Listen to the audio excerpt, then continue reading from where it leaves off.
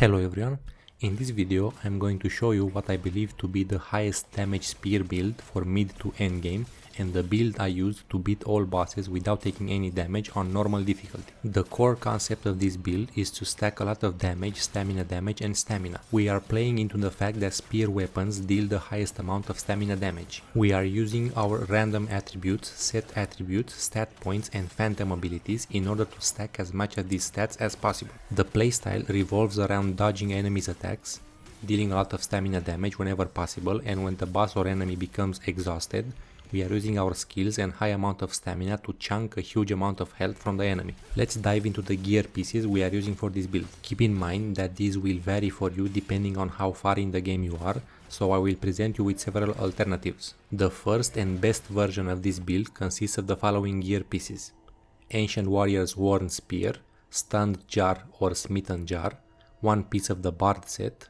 two pieces of the Butcher set, one piece of the Beast Slayer set, one piece of the Crushed Dreams set, more specifically the ring, and one piece of the Unending Tragedy set, more specifically the necklace. With all of these items combined, we get the following set bonus totals: 80% stamina recovery while at full health from the Bard set bonus, 10% swift attack damage multiplier and 25% stamina damage from the Butcher set bonus, 10% frontal damage increase from the Beast Slayer set bonus, 10% damage against solo enemies from the Crushed Dreams set bonus, and 15% damage while above 50% stamina from the Unending Tragedy set bonus. Besides the very high damage boost and stamina regen we get from this item combination, another big reason we are using these specific items is to maintain our agility at an A rating. Agility is a stat that affects your attack speed, stamina regen, stamina consumption and movement speed. For this specific build and playstyle, it is highly important to maintain the highest possible agility rating,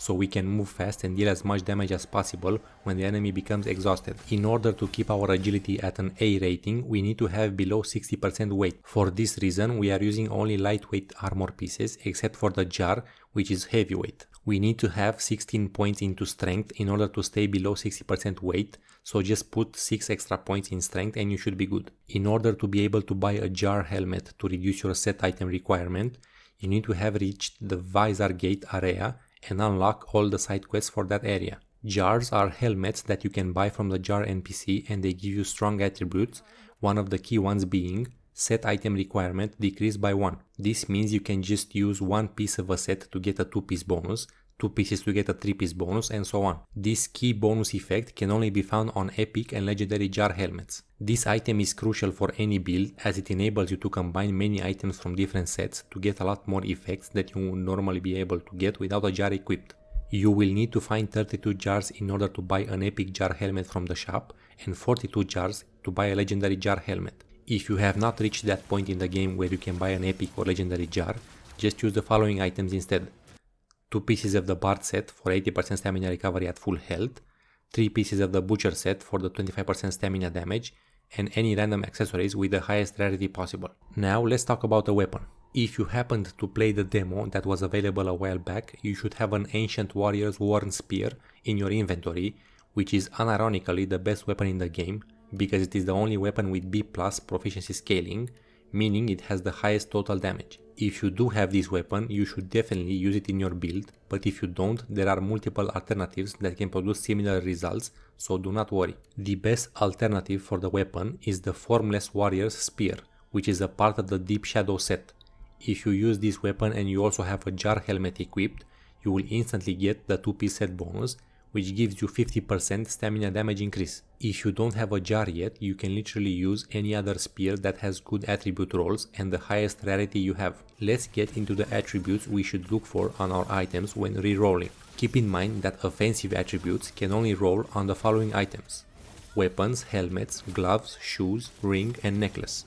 For these items, you should prioritize the following attributes: damage multiplier increase, damage increase, stamina damage increase and max stamina. Defensive attributes can only roll on the following items: armor and pants. For this item, you should prioritize the following attributes: max stamina, received stamina damage decrease, dodge stamina cost decrease, and damage reduction or health if you want more survivability. When it comes to the Phantom, the most ideal one would be Conrad the Swift, because you get reduced stamina cost for dodging and up to 25% bonus damage if you perform enough brink dodges. You can also use Keshta the Unyielding if you feel like you need more stamina regen. For the stats, you want to put 99 points into proficiency first, then 35 points into endurance for more stamina, and lastly focus on willpower for additional damage or vitality for extra defense and health.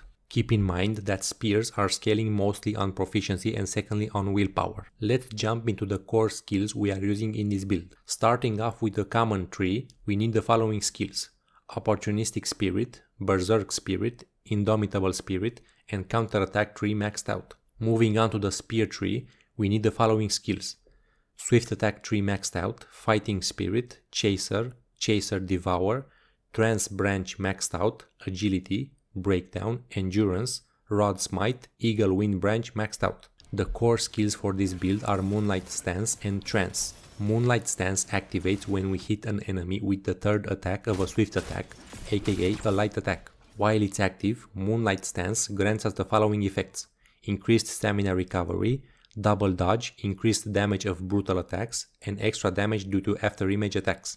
Combining this with Trance, which allows us to go straight into the third attack of a swift attack, we can start spamming Trance plus swift attack to deal a crazy amount of DPS and constantly maintain our Moonlight Stance active. The main damage combo for this build is swift attack into trance into swift attack into trance, and keep repeating this until we run out of spirit or stamina. It is very important to carefully manage your spirit with this build, so do not waste your spirit and try to save it for when the boss or enemy becomes exhausted, so you can deal the highest DPS possible during that window. Make use of consumables such as spirit ores and weapon enhancers to get the most DPS possible during boss fights. When you're getting close to running out of stamina, just stop and stand still or walk slowly for a bit in order to have it quickly regenerate.